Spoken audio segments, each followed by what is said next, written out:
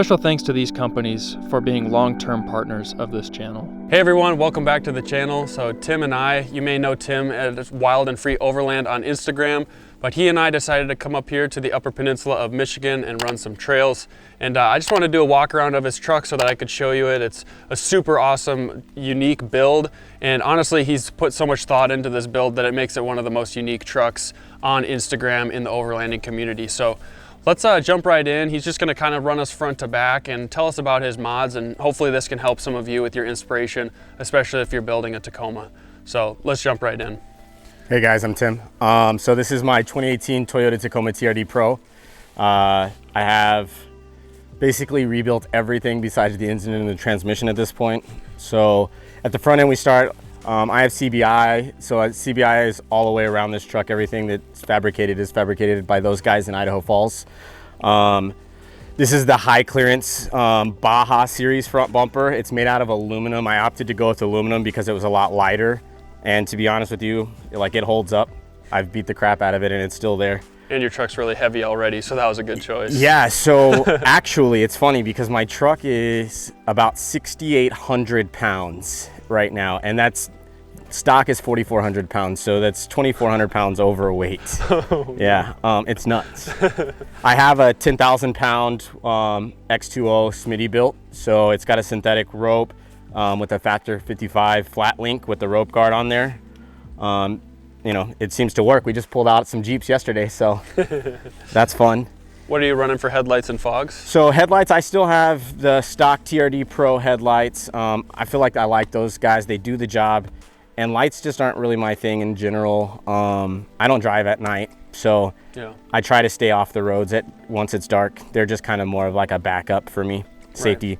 Right. I still factory mounted the original TRD Pro rigid Industries fog lamps, and I swapped out the bulbs for LED conversions, which are nice, super bright. In fact, everybody on the road hates me because when I drive by people at night, they all flick their brights at me like I'm still running brights. Right. Well, you sit so high that it's kind of hard to even point it down. It is for sure. Even if you point down, it's still going to blind people. Yeah, they're pointed down and it's still an issue. So yeah, that's pretty much all I've done in the front end right here particularly. I still have a TRD Pro skid plate up front. That just works for me. It goes all the way back, which is nice. I painted it black with the red TRD letters. I thought that was cool. It's held up, so it costs a lot less than powder coating did. All right, so yeah, just tell us a little bit about your tire setup here and all the suspension stuff you've done. It's pretty insane. Yeah, so again, this was a TRD Pro, so it came with Fox stuff. I run Fox on my mountain bikes. I've always liked their products, so I expected that I would stick with Fox. When I upgraded, I went from those, what are they, like I think the originals were 2.5 still, but so these are the 2.5 DSC remote reservoirs.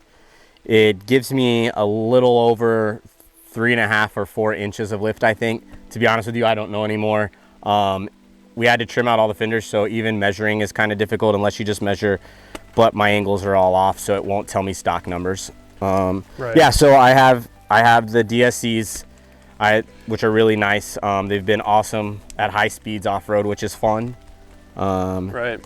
Yeah, what sort of rims and tires are you running here? Yeah, so Nitto Mud Grapplers, these are 315 75/16s. Okay. They actually are bigger than 35s, so they're right at 35 inches tall, but they're 13 inches wide, which gives me a little more meat. And it's been problematic actually because of how wide my tire is. I had a whole lot of issues with rubbing, which is why I had to cut everything away, literally everything. I did a cab mount relocation by DRT. Those guys are awesome. They're out of Arizona, I think. Okay. And super cool people, really nice bushing systems. I liked that they were accented red, so that matched my theme. Right. And I did it all. I actually had some guys, some friends of mine, Austin and Coulter, at True Automotive, and they helped me with the cab mount relocation. They helped me with setting everything up right, getting the cuts clean, and doing my pinch welds, which was fun. So these are the black Rhino Armory 16-inch wheels. They're 8 inches wide with back spacing or offset of -12. And so I actually have a 1-inch wheel spacer on the back, which gives me an additional like 25 or 26 millimeters. So I'm at -38 for offset, which pushes me out a little further. That's pretty nice. I like the wheels. They're solid. They're heavy, super heavy. So that could be problematic, but they're definitely mean. They work. They work, and that's what matters. Right. Back there also behind everything. So I had to, in order to fit these tires and wheels, I had to upgrade everything. Obviously, when I did the suspension, Dirt King gave me quite a few things. So I have Dirt King cam tab gussets. I have Dirt King upper control arms. I was supposed to get the Dirt King lower control arms. It was a tricky situation where like I needed them overnighted from California to Denver that day. We couldn't make it happen. And so I was like, well, I guess I'm gonna just put new stock lower control arms, which sucks, but long travel's coming soon. So we'll worry about it then. I think I'm gonna go Dirt King there also. Nice. We'll see. That's awesome. All right, so, and then I guess we'll just talk about, so you've got a couple of lights here, you got a Snorkel. What are those that you're running? Yeah, so these are the Cali raised LED. They're just a 4-bulb. What Snorkel brand do you have? Yeah, so that's the Dobinson Snorkel, which is super awesome. Shout out to the guys at Running for Tacos. They gave it to me. I put it on the truck. I did it in Denver. It was like a last minute decision. I was like, well, might need a snorkel someday. Coincidentally, like 2 days later, I'm in the desert and it's flash flooding and I needed a snorkel. So nice. It worked out. Perfect timing.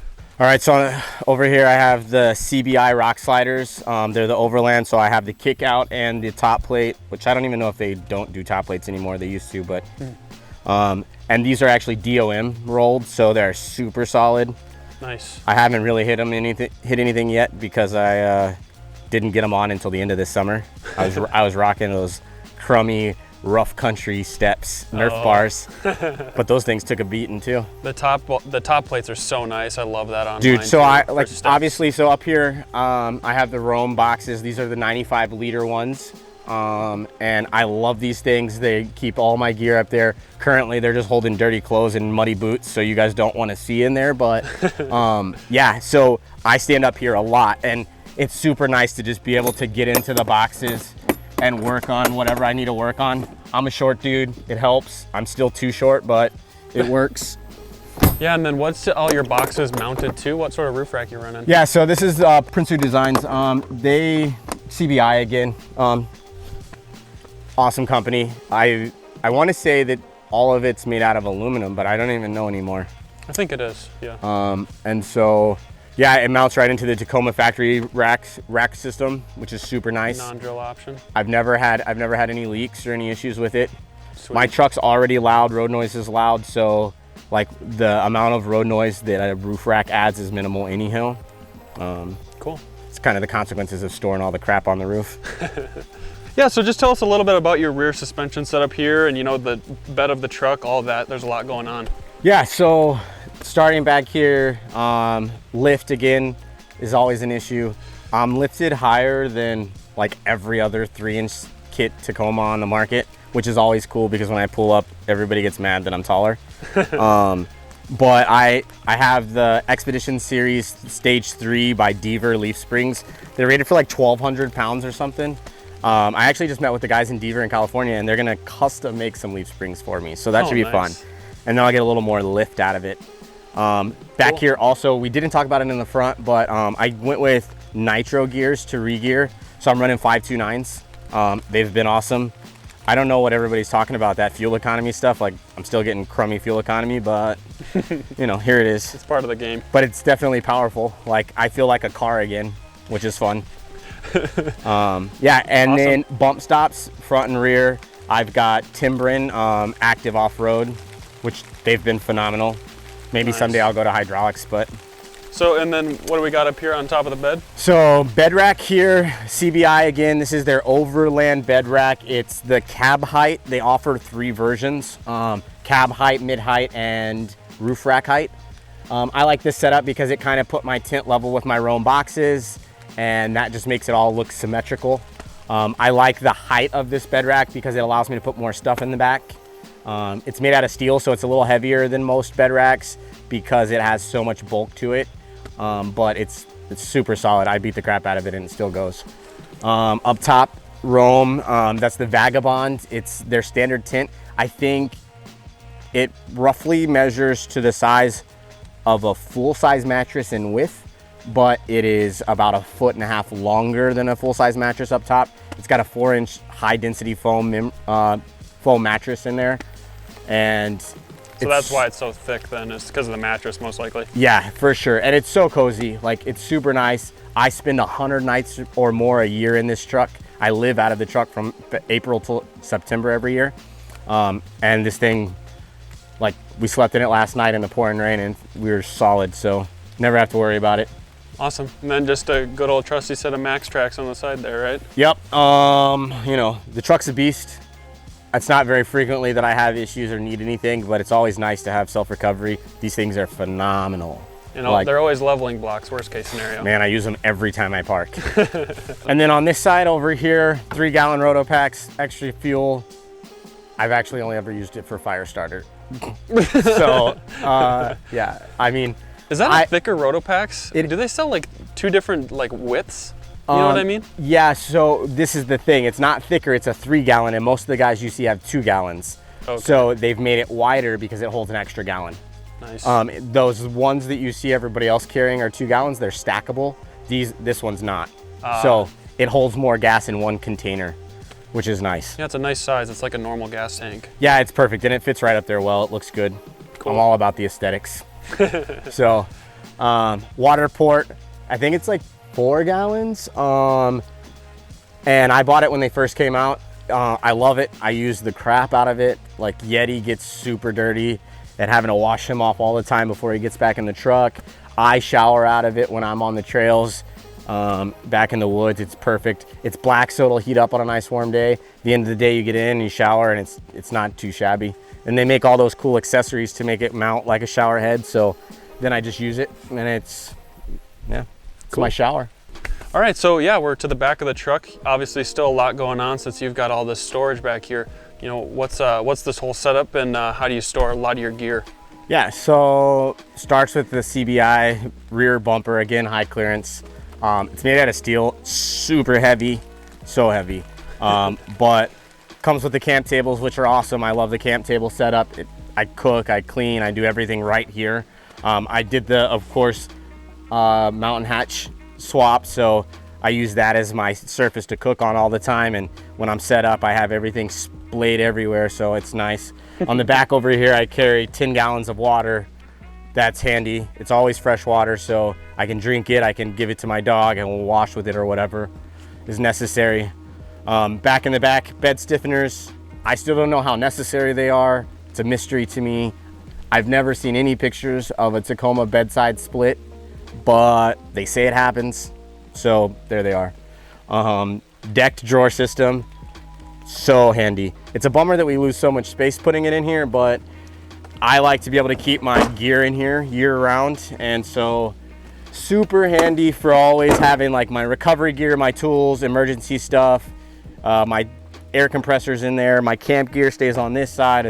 Everything has a place. It's super organized for me, and I never have to worry about not having what I need. It stays in the truck all of the time. So that's awesome. Yeah, always ready and prepared. Yeah, and back here again, Rome Adventure Company. That's their largest rugged case. It's 160 liters or 165 liters. That's intense. Yeah, I wondered why they didn't make bigger ones, and recently I discovered why. It's because once that thing's full, no one can lift it. So if you go any bigger, you're not going to be able to get it in and out of your truck, not alone. And so, yeah, in there I keep all of the kitchen stuff, I think is what I kind of label it, but my stove, my pots and pans, my utensils, extra dry food, fuel for the stove, trash bags, napkins, toilet paper, just the knick-knacky stuff that goes along with traveling and camping. Leave it in there. I'm still old school. Either that or I'm poor, I don't know, but I run a Yeti cooler. It's a 65 liter. I have to put ice in it like every 3 days, like every other dummy on the planet.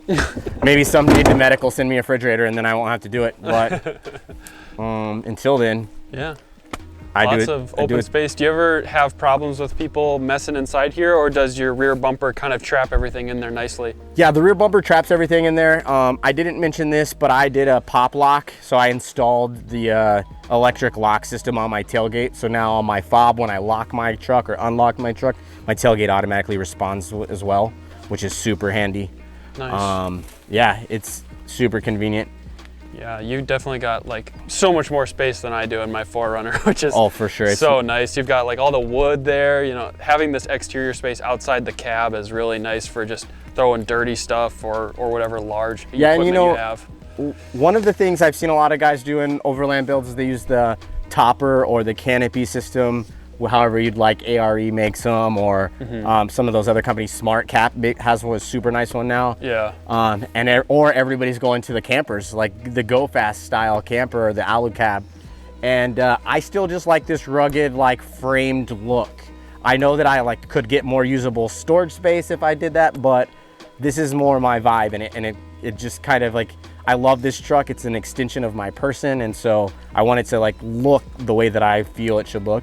Yeah. Well, and I feel like with the Go Fast, like I'm sure all those guys would say this is not the case, but if I had that, like I want the inside to stay a little cleaner than the outside. Yeah. Whereas this is almost like a bit of a garage space, you know. Yeah.